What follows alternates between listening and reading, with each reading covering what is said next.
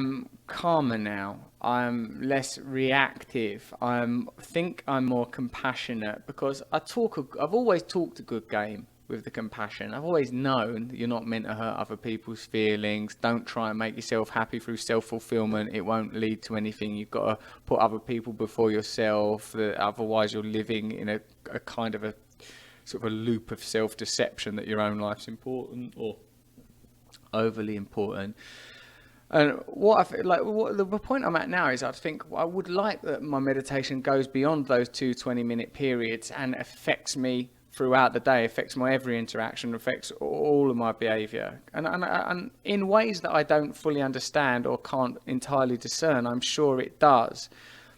I mean, I think that what I try to do now is to recognize in everyone I meet the possibility for their beauty, their divinity, their sweetness. Like the way I pray, for example, has changed. And that's I would never have done before meditation. As well as meditation, I pray, and prayer for me is about formulating my relationship with myself and with higher consciousness or non-local consciousness or alternative consciousness, or God, or however you want to term it.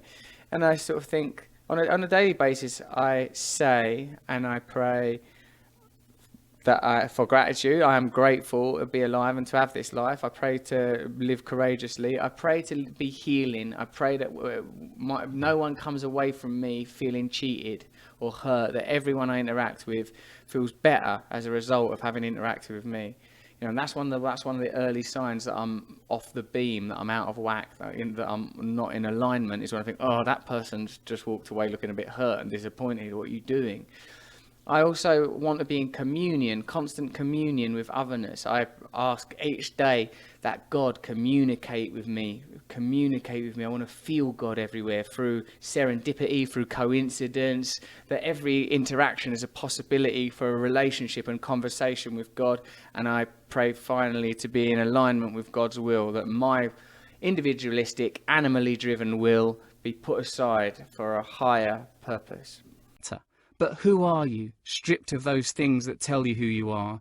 Your job, your car, your husband, your kids, your favourite TV show, that pasta dish you do that's just so all these things that will one day go with death if not before. Good to find out who you are with nothing, because nothing is really what we have. During this pyjama time, I was doing a lot of meditation and a lot of yoga, Kundalini yoga.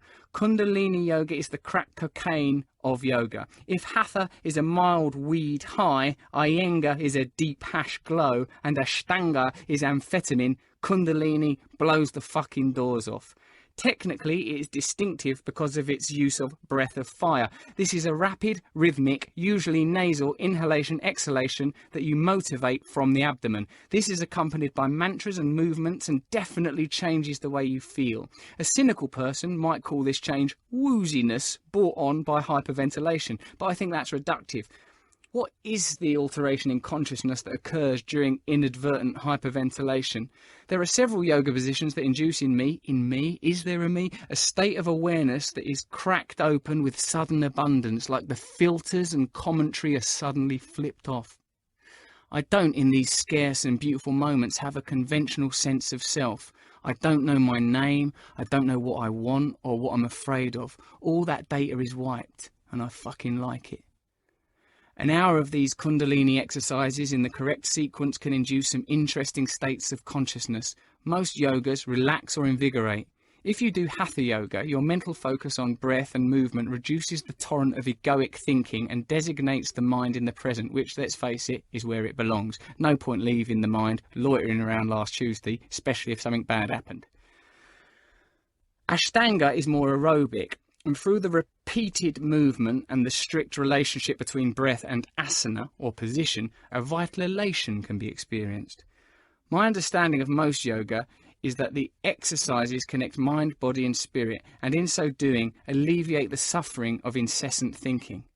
When relieved of this thinking, peace can come, like it says in the St. Francis prayer. You become a channel of the peace, an instrument of a state that exists and wants to be expressed but is blocked by the kinks in the pipe, typically angst, fear, pride, whatever. Interestingly, Ganesh, the elephant-headed Hindu deity, is known as the remover of obstacles. When I first heard that, I thought it meant obstacles like a boss who irritates you or a boyfriend of a girl you like. Now I think it means the obstacles within the self that prevent you from being in harmony with God. If you can be free from pride, self-pity, self-centeredness, selfishness, jealousy, envy, intolerance, impatience, greed, gluttony, lust, sloth, arrogance and dishonesty, then there is a state of serenity and connectedness within. Like Jesus said, the kingdom of heaven is within, which seems, once and for all, to bust wide open the daft afterlife view of heaven as some kind of Lando Calrissian cloud kingdom that you can get into like Alton Towers if you acquire enough good boy tokens. Kundalini, in my view, is more boldly transcendent, more euphoric than other yoga that I've done, so I obviously got totally addicted to it and started doing it all the time. The experience wasn't entirely free from ego either, as I was quite prolific in my physical engagement with female members of the class and eventually nominated myself as leader and took over the entire shebang like Hitler in a sari. In my hands, or more importantly my head, even a tranquil canvas like a yoga class can end up spattered with the neon splurge of my avaricious ego.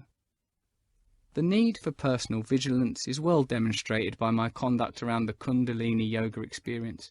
I have no doubt that Kundalini yoga as a technology for improving consciousness is valid, and that doing it in communities is beneficial. But there is no context in which my ego, if not fastidiously monitored, won't run amok.